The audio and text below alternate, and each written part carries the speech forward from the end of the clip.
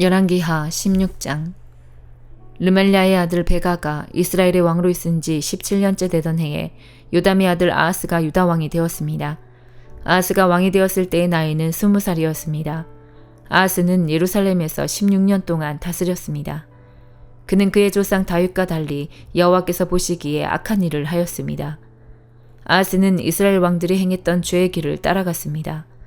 그는 심지어 자기 아들까지도 불에 태워 제물로 바쳤습니다. 그는 여호와께서 이스라엘 백성 앞에서 쫓아내신 다른 나라들처럼 그들이 저질렀던 더러운 죄를 그대로 따라했습니다. 아하스는 산당과 언덕과 묻은 푸른 나무 아래에서 제사를 지내고 향을 피웠습니다. 아람 왕 르신과 이스라엘 왕 르말랴의 아들 베가가 예루살렘을 치러 올라왔습니다. 그들은 아하스를 애워쌌으나 정복하지는 못했습니다. 그때 아람 왕 르신이 엘라성을 도로 찾으면서 그곳에 살고 있던 유다 백성을 쫓아냈습니다. 그리고 아람 사람들이 엘라스로 옮겨왔습니다. 그들은 지금까지도 그곳에서 살고 있습니다. 아하스가 아시리아 왕 디글라 빌레셀에게 명령을 받고 심부름하는 사람들을 보내어 말했습니다. 나는 왕의 종입니다. 오셔서 나를 아람 왕과 이스라엘 왕에게서 구해주십시오. 그들이 나를 치고 있습니다. 아하스는 여호와의 성전에 있는 은과 금과 왕궁에 있는 보물들을 가져와서 아시리아 왕에게 선물로 주었습니다. 그리하여 아시리아 왕이 아하스의 부탁을 받아들여 다마스커스를 쳐서 점령했습니다. 그는 다마스커스의 모든 백성들을 길성으로 보내고 르신을 죽였습니다. 아하스 왕이 아시리아 왕 디글라 빌레셀을 만나려고 다마스커스로 갔습니다. 아하스가 거기에서 한 제단을 보고 그 제단의 설계도와 모형을 제사장 우리아에게 보냈습니다. 우리아는 아하스 왕이 다마스커스에서 보내준 설계도에 따라 제단을 만들었습니다. 우리아는 아하스 왕이 다마스커스에서 돌아오기 전에 제단을 모두 완성했습니다. 아하스 왕이 다마스커스에서 돌아와서 그 제단을 보고 가까이 나아가 그 위에 제물을 바쳤습니다. 그는 태워드리는 제물인 번제물과 곡식제물을 바쳤고 부어드리는 제물인 전제물도 부었으며 화목제물의 피를 제단 위에 뿌리기도 했습니다. 아하스는 여호와 앞 곧 성전 앞에 있던 놋제단을 새로 만든 제단과 여호와의 성전 사이에 옮겨 놓았습니다. 아하스는 놋제단을 새로 만든 제단의 북쪽에 두었습니다. 아하스 왕이 제사장 우리아에게 명령했습니다. 아침 번제물과 저녁의 곡식제물과 왕의 번제물과 곡식제물과 이 땅의 모든 백성의 번제물과 그들의 곡식제물과 그들의 전제물을 이 큰 제단 위에서 바치도록 하시오. 그리고 모든 번제물의 피와 희생제물의 피를 이 제단 위에 뿌리시오. 그러나 놋제단은 내가 여호와의 뜻을 여쭤볼 때만 쓰겠소. 제사장 우리아는 아하스가 명령한 대로 했습니다. 그 뒤에 아하스 왕은 물을 운반할 수 있는 놋받침대에서 옆에 있던 널빤지를 떼어내고 위에 있던 놋대야도 뜯어냈습니다. 그는 놋황소 위에 놓여있던 바다라고 불리는 커다란 대야를 떼어내서 돌받침 위에 놓았습니다. 또 아하스는 안식일에 사용하는 성전들의 현관과 왕이 밖에서 여호와의 성전으로 들어가는 현관을 없애버렸습니다. 그가 이런 일을 한 까닭은 아시리아 왕에게 잘 보이기 위한 것이었습니다. 아하스가 행한 다른 모든 일은 유다 왕들의 역사책에 기록되어 있습니다. 아하스는 죽어서 그의 조상들과 함께 다윗성에 묻혔습니다. 그의 아들 히스기야가 뒤를 이어 왕이 되었습니다. 디도서 2장. 그대는 사람들에게 참된 가르침을 따르도록 말하십시오. 나이 많은 남자들에게는 절제하며 신중하고 지혜롭게 행동하도록 가르치고 그들이 믿음과 사랑과 인내로 굳게 설 수 있도록 하십시오. 나이 많은 여자들에게는 경건하게 살도록 가르치십시오. 다른 사람의 흉을 보지 말게 하며 술을 좋아하지도 말고 선한 것을 가르치도록 해야 합니다. 그래야 젊은 여자들에게 본이 되어 그들이 남편과 자녀를 사랑하고 지혜롭고 깨끗하며 집안을 잘 돌보고 친절하며 남편에게 복종하도록 가르칠 수 있을 것입니다. 이렇게 할 때 하나님께서 우리에게 주신 말씀이 비난받지 않고 온전하고 바르게 설 수 있습니다. 젊은 남자들에게도 지혜롭게 행동하라고 말하십시오. 그대는 선한 일을 하며 모든 면에서 그들에게 본을 보이고 정직하고 진지하게 가르치십시오. 진실하게 말해서 비난받지 않도록 하십시오. 그러면 우리를 반대하려는 사람들이 더 이상 반대하지 못하고 흠을 찾을 수도 없게 되어 오히려 그들 스스로가 부끄러워할 것입니다. 종들에게는 항상 주인에게 복종하도록 가르치십시오. 주인을 기쁘게 하고 주인과 말다툼하지 말며 주인의 물건을 훔치지 않도록 하십시오. 종들은 주인에게 자신이 믿을 만한 사람임을 보여주어야 합니다. 모든 일에 충성할 때 우리 구주 하나님의 좋으신 가르침을 널리 빛내게 될 것입니다. 우리는 이제 하나님의 은혜를 받았습니다. 그 은혜는 모든 사람을 구원하시는 하나님의 사랑입니다. 은혜를 받은 사람은 하나님을 대적하거나 세상 사람들을 따라 악한 일을 해서는 안 되며 하나님을 존경하고 따르며 신중하고 바르게 살아가는 모습을 보여주어야 합니다. 우리의 크신 하나님과 구주 예수 그리스도가 오실 그날까지 충성스럽게 살아갈 때 우리의 큰 소망 되신 예수님께서 영광 가운데 나타나실 것입니다. 예수님께서는 우리를 위해 자기 자신을 주셨습니다. 우리를 모든 악에서 구원하시고 깨끗하게 하셔서 선한 일을 하기에 힘쓰는 그의 백성이 되게 하시려고 우리를 대신해서 죽으셨던 것입니다. 사람들에게 이 모든 것을 널리 전하십시오. 그대는 그러한 권위를 가졌습니다.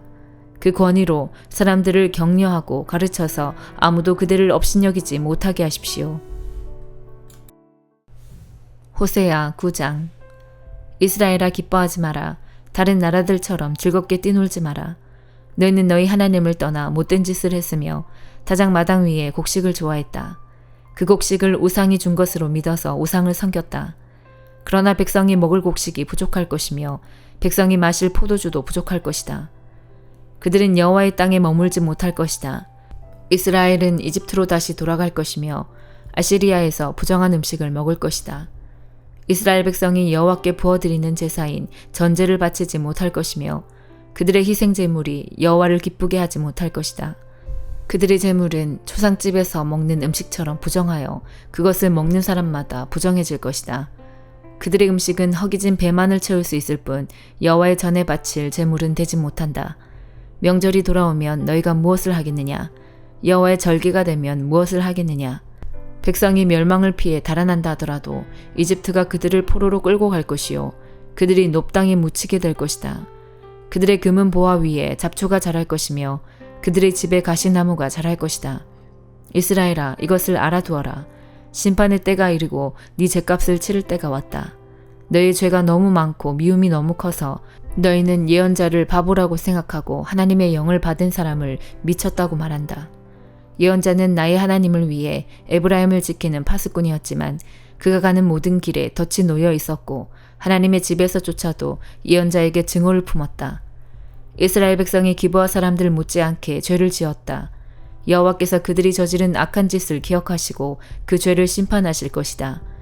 내가 이스라엘을 처음 만났을 때 마치 광야의 포도와 같았다. 너희 조상은 마치 무화과 나무의 첫 열매와 같았다.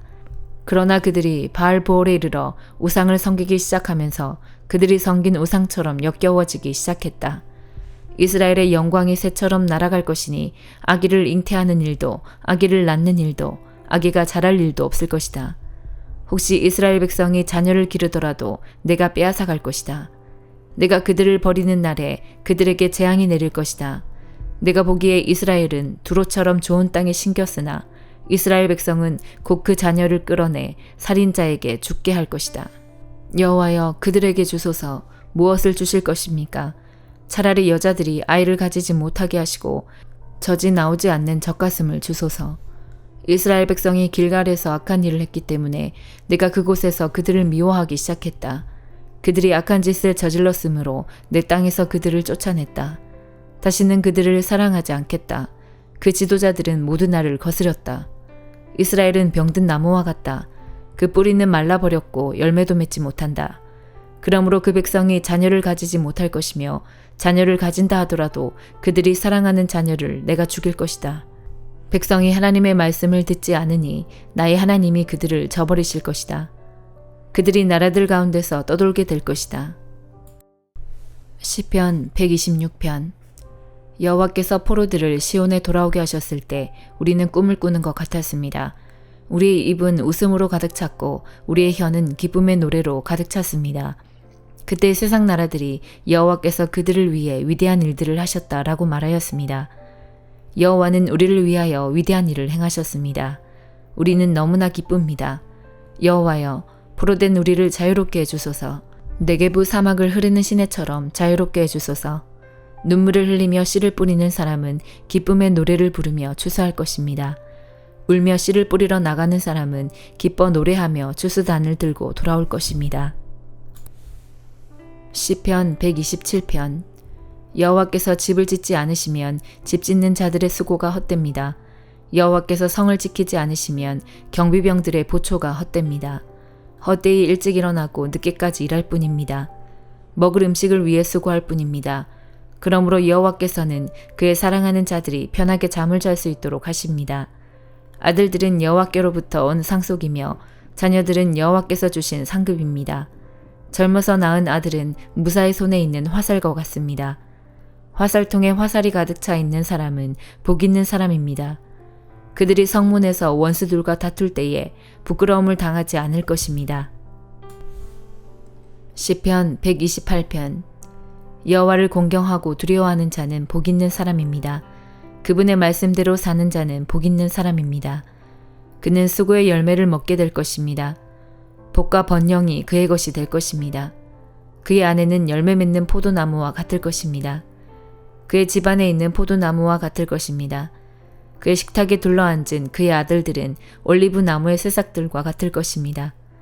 여호와를 공경하고 두려워하는 자들은 이처럼 복 있는 사람입니다. 여호와께서 시온에서 그에게 복 주시기 바랍니다. 평생토록 복 주시기를 바랍니다. 그가 예루살렘의 번영을 볼 것입니다. 그가 살아서 그의 자손들을 보기 바랍니다. 이스라엘에게 평화가 있기를 바랍니다. 아멘.